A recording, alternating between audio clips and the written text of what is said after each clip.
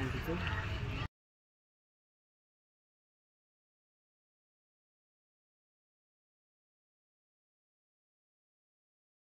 नमस्कार मंडळी आणि स्वागत आहे जोपर्यंत नवीन एका भन्नाट ब्लॉगमध्ये मित्रांनो। तर आज आपण आलेलो आहोत ते म्हणजे पुण्यातला एक सगळ्यात मोठं गार्डन, त्याचं नाव आहे पु ल देशपांडे उद्यान, जे की माझ्या पाठी तुम्ही नाव बघू शकता। आणि आज आपण ते एक्सप्लोअर करणार आहोत आपल्या फॅमिलीसोबत। तर मी आणि माझी पूर्ण फॅमिली आज इथे आलेलो आहोत। तर चला मग जास्त वेळ आता घेत नाही आणि टाइमपास पण करत नाही। आणि ह्याचा मेन म्हणजे ना उद्दिष्ट आहे की संध्याकाळीचं 2 टाइम्स आहे इकडे मेन, आणि ते म्हणजे संध्याकाळी 4 वाजल्यापासून चालू होतं ते रात्री 8-8:30 पर्यंत असतं, आणि सकाळी ना 10:30 पर्यंत असतं, 9 ते 10:30, 1-1.5 तासासाठी जास्त होतं।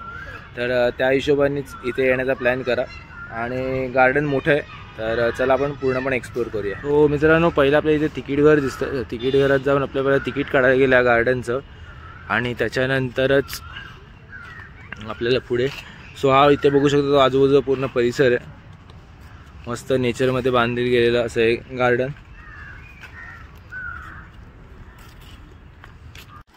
हे बघा कसं मस्त चित्रीकरण केलेलं आहे, वेलकम।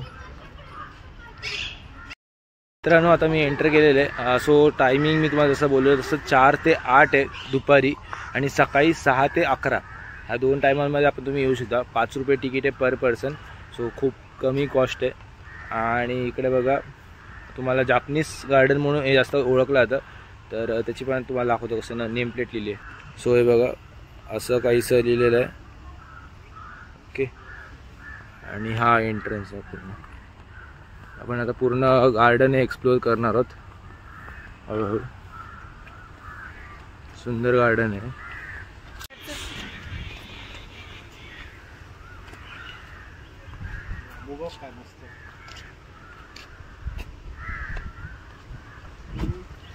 मित्रांनो हे बघू शकता तुम्ही, इकडे वेगवेगळ्या प्रकारची फुलं आहेत, झाडं आहेत। तर असा 2 मिनिटांचा असा फील येईल की तुम्ही पेलगामलाच आलात की काय, पण हे पेलगामला नाही आहे, आपण पुण्यामध्ये आहोत। पु ल देशपांडेचा जो गार्डन आहे तो तिकडे आपण आलेलो आहोत। तो लोकेशन मी डिस्क्रिप्शनमध्ये टाकीनच। त्याचबरोबर तुम्ही सगळं जापनीज गार्डन बोलतात, तर म्हणून जापनीज सारखं घर बांधलं गेलं आहे, तो तिकडे आपण बसू शकतो आणि फोटोज वगैरे काढू शकतो, तसं काहीच आहे। आजूबाजूला बांबूची झाडं आहेत, खूप सुंदर आहे आणि एकदम भारी वाटते, वातावरण खूप छान आहे। तिकडे त्या साईडला एक छोटीशी नदी पण वाहते, आणि ह्या साईडला पण आहे, तुम्ही बघू शकता इकडे एक नदी।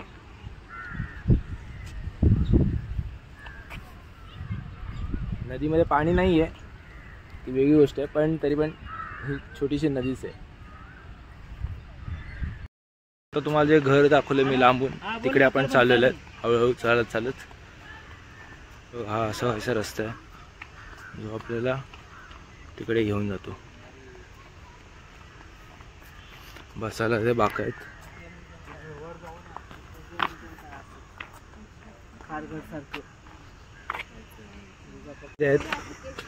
वरती जाण्यासाठी।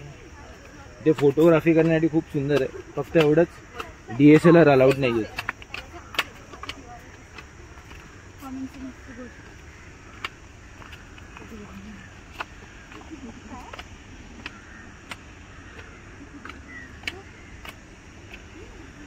मित्रांनो, मी जे तुम्हाला घर दाखवलं जापनीजचं जे खालून, ते बघा हे असं काहीसं आहे। आणि हा बघा पूर्ण व्ह्यू।